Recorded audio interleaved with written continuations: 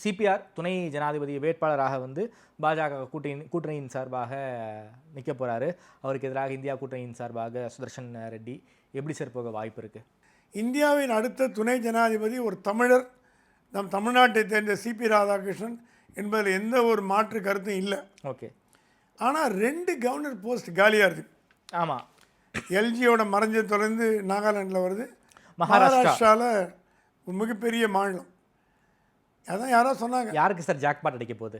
H ராஜாவுக்கு வந்து governor ஆகிறதுக்கு வாய்ப்பு உண்டு. ஏன்னா எச் ராஜா முதல்ல அவரை ராஜ்யசபா எம்பி ஆக்கி மத்திய மந்திரி சபையில் கொண்டு போகலாம் அப்படிங்கிற ஒரு எண்ணத்தில் இருந்தாங்க. எச் ராஜா சொன்னால் எனக்கு தேர்தல் அரசியலே வேண்டாம், நான் பாட்டுக்கு இருந்துட்டு போகிறேன் அப்படின்றதுனால மோடி வந்து தமிழ்நாட்டில் பார்த்து எல்லாருக்கும் பண்ணுறார். இப்போ வந்து கௌரவிக்கப்படாத ஒரே தலைவர் எச் ராஜா மட்டும்தான். சரி, எல்லாருக்கும் எல்லா போஸ்ட்டும் கொடுத்தாச்சு.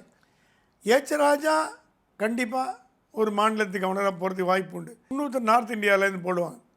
சிபிஆர் மேலே மோடிக்கு என்ன ஒரு நல்ல அபிப்பிராயம்னா, கவர்னராக இருக்கிறவர்கள் எவ்வளவு பணம் சம்பாதிக்கிறார்கள்னு சிபிஐ ஐவி ரிப்போர்ட் பிரதமர் டேபிளுக்கு போகுது.